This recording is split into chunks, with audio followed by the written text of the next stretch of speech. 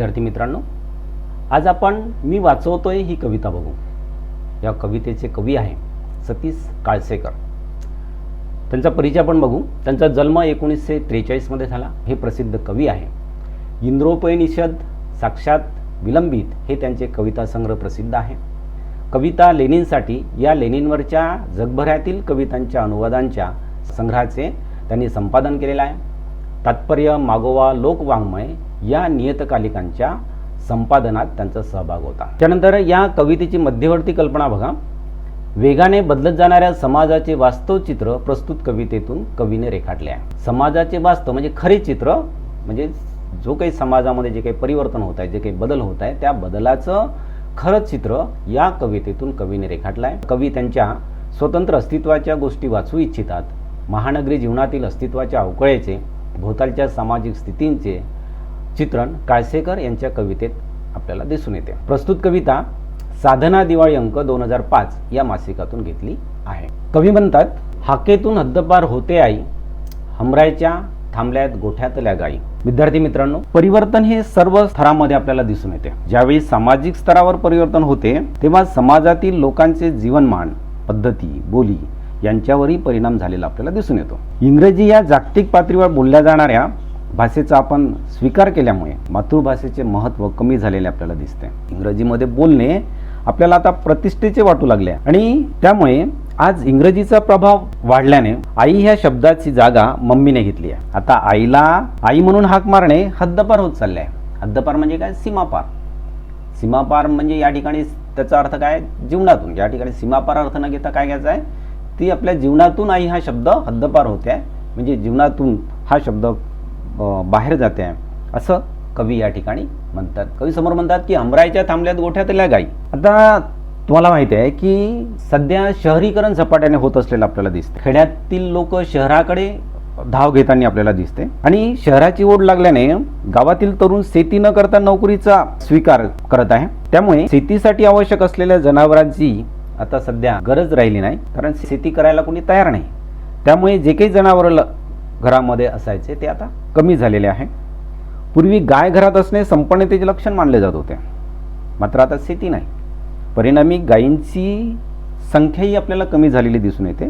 त्यामुळे आता घरोघरी गायी गोठ्यात हमरत नाही अशा प्रकारची खंत कवीने या ओळीतून केलेली आपल्याला दिसून येते। कवी समोर म्हणतात, हरवत चाललाय किराणा आणि भुसार। भुसार म्हणजे काय? धान्य वगैरे। सुपर मार्केटच्या झगमगाटात झरझर।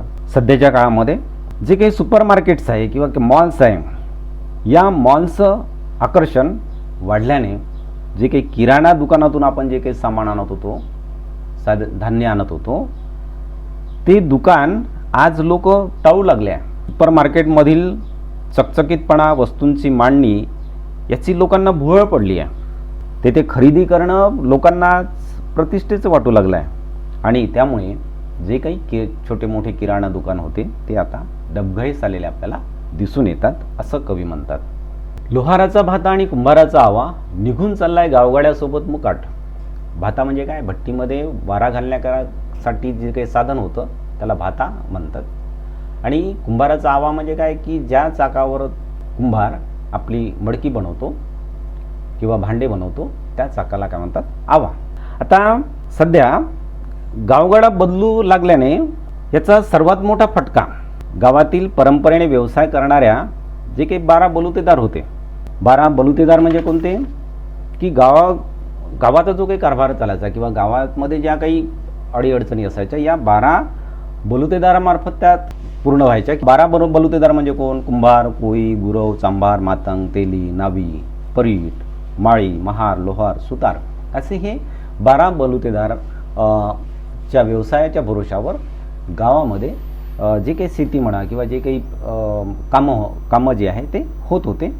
तर हे जे काही परंपरेने व्यवसाय करणारे हे जे काही 12 बलुतेदार होते, या 12 बलुतेदारांना याचा फटका बसलेला आपल्याला दिसून येतो। कारण हाताने बनवलेल्या वस्तूंपेक्षा कारखान्यामध्ये यंत्रावर बनणाऱ्या ज्या काही वस्तू आहेत त्या अधिक स्वस्त मिळू लागल्या। त्यामुळे या 12 बलुतेदारांचे जे काही व्यवसाय आहे हे व्यवसाय बंद होत असलेले आपल्याला दिसून येते। परिणामी या धंद्यासाठी आवश्यक असणारी जी काही उपकरणे आहे, म्हणजे जसं भाता आवा, हे काय होऊ लागले, कालबाह्य होऊ लागले आहे असं कवी या ठिकाणी म्हणतात. कवी समोर म्हणतात, कलईची झिलई विस्तवासोबत निघून गेली, मागच्या धगीवर रटरटणारी आमटी राखेसहित दुरावत गेली गॅसच्या शेगडीवर. आता कलईची झिलई म्हणजे काय की सुरुवातीला तांब्याची किंवा पितळची भांडे वापरली जात होती आणि ही जी भांडी आहेत चुलीवर स्वयंपाक केल्यानंतर किंवा चुलीवर यांचा वापर असल्यामुळे ही लवकर खराब होत होती आणि म्हणून लवकर खराब होऊ नये म्हणून याच्यावर कथिलाची झिलई, कथिलाचा द्राव त्याच्यावर चढवला जात होता आणि त्यामुळे ती जी भांडी आहे ती भांडी जास्त खराब होत नव्हती. आणि म्हणून कवी म्हणतात की पूर्वी गावागावामध्ये कथिलाच्या वस्तूची चकाकी देण्याचे काम करणारे जे काही कामगार असत, परंतु आता त्या भांड्यांची जागा म्हणजे तांब्या किंवा पितळेच्या भांड्याची जागा आता स्टीलच्या भांड्यांनी घेतल्यामुळे झिलई कामगारांना आता उपजीविकेसाठी दुसरा व्यवसाय पत्करावा लागला आहे. म्हणजे सुरुवातीच्या काळामध्ये जी काही तांब्याची किंवा पितळेची भांडी होती ती भांडी आता काय झाली, कमी झाली आहे आणि त्या जागी स्टीलची भांडी आल्यामुळे हे जे काही चकाकी आणणारे जे काही कामगार होते त्या कामगारांना आता दुसरा व्यवसाय पत्करावा लागला, कारण त्यांच्याकडे झिलई चढवण्याकरता भांडेच येत नाही, त्याच्यामुळे त्यांचा धंदा बंद झाला. कवी म्हणतात की मागच्या धगीवर रटरटणारी आमटी राखेसहित दुरावत गेली गॅसच्या शेगडीवर. स्वयंपाकघरामध्ये आता चुलीची जागा गॅसच्या शेगडीने घेतल्यामुळे संपूर्ण स्वयंपाक आता गॅसवर बनू लागला आहे. त्यामुळे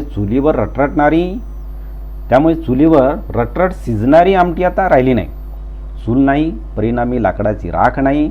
एकंदरीत सहज सोप्या गोष्टीकडे वळण्याचा लोकांचा स्वभाव झालेला आहे, अशा प्रकारची खंत कवी या ठिकाणी करताना आपल्याला दिसून येते. कवी समोर म्हणतात, बोलीचालीतून निघून चालली माझ्या आईची बोली. आता आधुनिकतेमुळे शहरे एकमेकाजवळ आली, त्यामुळे संस्कृतीची देवाणघेवाण होताना आपल्याला दिसते. भाषांमधील शाब्दिक देवाणघेवाणीमुळे बोलीभाषेत बदल होत चाललेला आपल्याला दिसून येतो. त्यामुळे मातृभाषेतही बदल होत आहे. मूळ मातृभाषेतील गोडवा हरवत चाललेला आपल्याला दिसून आलेला आहे आणि भाषेची सरमिसळ होत असलेली आपल्याला दिसते आणि त्यामुळे मातृभाषेचा वापर कमी होत चालला आहे. अशा प्रकारचं दुःख किंवा अशा प्रकारची खंत कवी या ओळीतून करताना आपल्याला दिसते. कवी समोर म्हणतात, सुट्टीत आता खेळत नाहीत मुलं विटी दांडू आणि लगोऱ्या, थांबून गेलाय आता दंगा आटापाट्या आणि पिंगा, परकऱ्या मुली खेळत नाहीत आता आधीचे मातीतले खेळ. आधुनिकतेमुळे केवळ भौतिक गोष्टी बदलल्या असे नाही, तर लहान मुलांचे आयुष्यही बदललेले आपल्याला दिसून येते. नवीन पिढीच्या वागण्यातही परिवर्तन झालं आहे. मनोरंजनाच्या साधनामुळे मैदानी खेळ खेळणे मुलांनी आता कमी केलेले मला दिसून येते. शाळेच्या सुट्ट्यांमध्ये मुलं विटीदांडू किंवा लगोरीसारखे खेळ खेळत नाही. मुलींनी आता आट्यापाट्या, पिंगा अशा प्रकारचे जे काही पारंपरिक खेळ होते हे आता खेळताना दिसत नाही.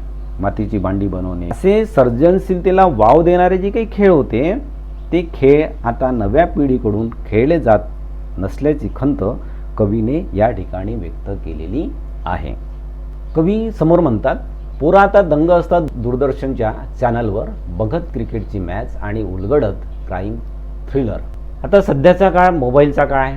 टी व्हीवर वेगवेगळ्या प्रकारच्या मालिका येताना तुम्हाला दिसते आणि त्यामुळे ही जी मुलं आहे ही मुलं नेहमी या कार्यक्रम पाहण्यामध्ये किंवा मोबाईल खेळण्यामध्ये आपला वेळ घालू लागली आहे. क्रिकेटचे सामने म्हणा किंवा गुन्हेगारी जगताचे अतिरंजित वर्णन करणारी जी काही मालिका आहे ती पाहणे यात नव्या पिढीला अधिक रस वाटू लागला आहे. त्यामुळे नव्या पिढीच्या मानसिकतेवर आणि शारीरिक विकासावर विपरीत परिणाम होत असलेला आपल्याला दिसून येतो, असं कवी या ठिकाणी म्हणतात.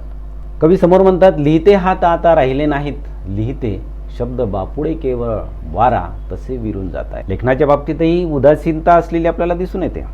साहित्य लेखन म्हणा किंवा साहित्य वाचन म्हणा कमी होत चाललेले आहे. ज्याप्रमाणे वारा दिसत नाही, विरून जातो तसे नवीन पुस्तकं निर्मिती होणे आता विरून चालले आहे किंवा कमी होत चालले आहे, अशा प्रकारची खंत या ठिकाणी कवीने व्यक्त केलेली आहे. कवी समोर म्हणतात, मी वाचवतोय माझी कविता आणि माझी आई आणि माझी बोली आणि माझी भूमी कवितेसोबत. कवी मात्र या सर्वांना वाचवण्याची मनापासून धडपड करताना आपल्याला दिसून येते. त्यांना कविता, आई, मायबोली, मातृभूमी याची जपवणूक करायची आहे. लोकांच्या बदललेल्या मानसिकतेची झळ या साऱ्यांना लागू नये यासाठी कवी प्रयत्न करत आहे. तर या कवितेमधून कवीने आपल्याला काय संदेश दिलेला आहे की कवी काय म्हणतात की विकासाला माझा आक्षेप नाही, विकास व्हायलाच पाहिजे, परंतु या विकासापायी जुन्या ज्या चांगल्या संस्कारक्षम होणाऱ्या ज्या काही गोष्टी आहेत त्या चिरडल्या जाऊ नये किंवा त्या नष्ट होऊ नये. आपली मातृभाषा, मायबोली हरवू नये. जे चांगले आहे ते नष्ट होता कामा नये, असं कवी या कवितेतून आपल्याला संदेश देतात.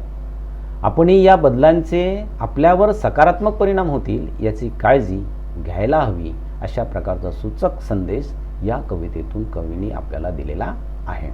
तर अशा प्रकारची ही कविता आहे. या कवितेचा अभ्यास करा आणि यावरील स्वाध्याय सोडवण्याचा प्रयत्न करा. धन्यवाद.